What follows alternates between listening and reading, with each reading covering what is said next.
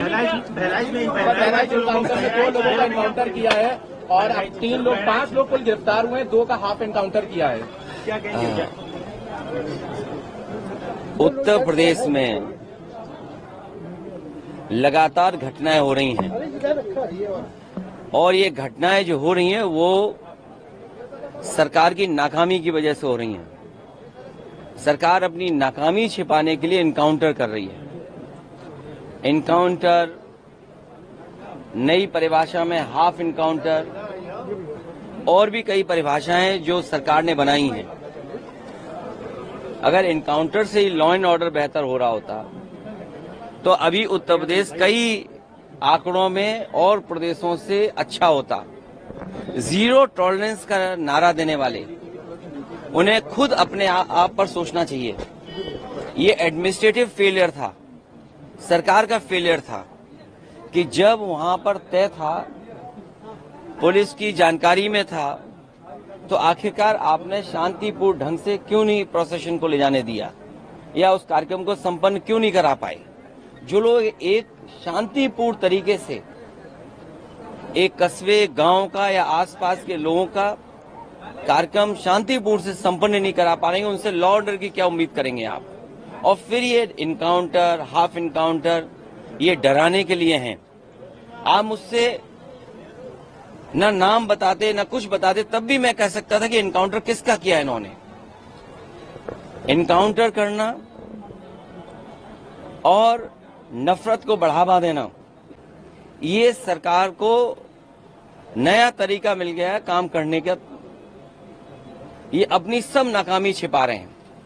याद कीजिए, उससे पहले दुनिया में कहीं ऐसा होता हो कि जब पहले इनकाउंटर पे सवाल उठाओ मंगेश पर, तो सरकार कहती है क्योंकि हमें बैलेंस करना है तो उसमें क्षत्रिय को भी मार दिया।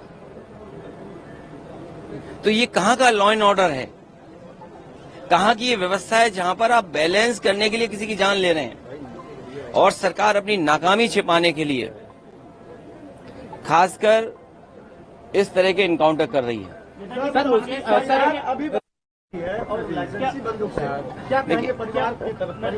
जो घटना हुई दुखद हुई, जो घटना हुई दुखद थी और ऐसी घटना समाज में न हो। जो वहां पर फेलियर था, हमारे साथी ये पूछ रहे हैं कि आप क्या करते या क्या परिवार से मिलेंगे। जो दुखी परिवार होगा उसको न्याय दिलाने के लिए हम लोग काम करेंगे। लेकिन सवाल ये वही खड़ा हो जाता है कि सरकार की नजर में भेदभाव नहीं होना चाहिए। सरकार, जो अंग्रेजों ने कभी नारा दिया था डिवाइड एंड रूल, सरकार उसी पे काम कर रही है, डिवाइड एंड रूल। ये आम लोग जानते हैं, आम लोग ये बात जानते हैं। और आप तो पत्रकार लोग हैं, बुद्धिजीवी हैं, और पड़ोसी जिले का मामला है। आप मुझसे बेहतर जानते होंगे कि ये घटना हुई नहीं है, घटना कराई गई है। और कराई गई के लिए दोषी कौन होगा? अगर जान गई है किसी की भी, हम दुख में शामिल हो सकते हैं, मुख्यमंत्री जी मिल सकते हैं, लेकिन कराई किसने है इस पे आप लोग बेहतर जानते होंगे। यहाँ एक कोई पत्रकार ऐसा नहीं है जो न जानता हो कि ये घटना रोकी जा सकती थी। किसी की जान नहीं जाती।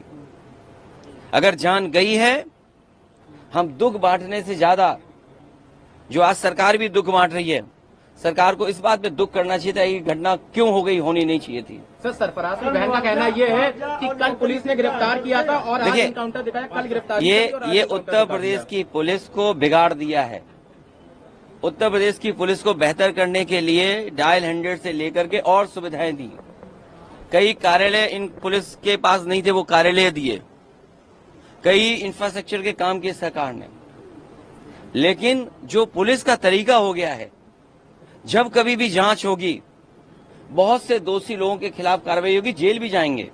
और आपको तो वो दिन भी याद होगा जिस समय अखबार में निकला था, इसी प्रदेश के, इसी सरकार के सबसे पहले डीजीपी, उन्होंने कहा कि ये पुलिस जो आज इनकाउंटर कर रही है, कल इनके साथ कोई खड़ा नहीं दिखाई देगा। जो इनकी सरकार के पहले डीजीपी हों, वो इन पर सवाल खड़ा कर रहे हों कि ये जितने भी इनकाउंटर हो रहे हैं, इनकाउंटर नहीं है, ये हत्या हो रही है।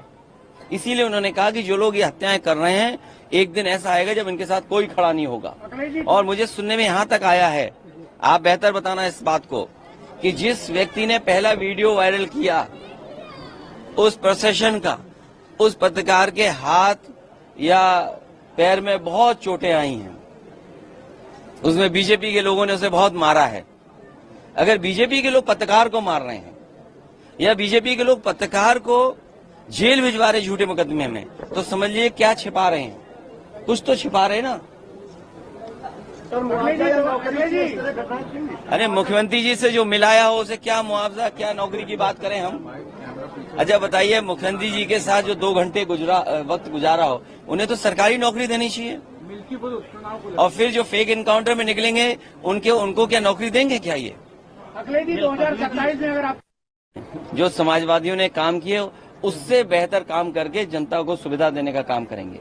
2027 में कानून व्यवस्था किस तरह से बदलाव ये आप मुझसे बेहतर जो पुलिस के अधिकारी खड़े हैं उनसे चुपचाप पूछ लेना, और आप नाम डिस्क्लोज मत करना, और ये पूछना कि किस सरकार में पुलिस के लिए काम अच्छे हुए। जी बिहार में शराबबंदी के बावजूद 32 लोग शराब पीकर तो योगी जी से क्यों नहीं पूछने जा रहे हो शराब कैसे जा रही है बिहार में? अगर बिहार में शराब जा रही हो, हमारा पत्रकार साथी कह रहा है यूपी से जा रही है, तो इसका मतलब मुख्यमंत्री जी को पता होगा कैसे जा रही है।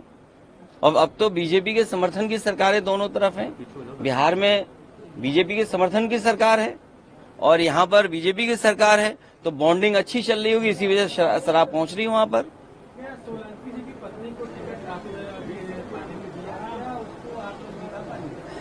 अगर आपको और कोई सुझाव देना हो तो बता दो। वो जीतेंगी, अच्छे वोटों से जीतेंगी। उन्हें भी झूठा फंसाया इसलिए कि वो मुस्लिम विधायक हैं।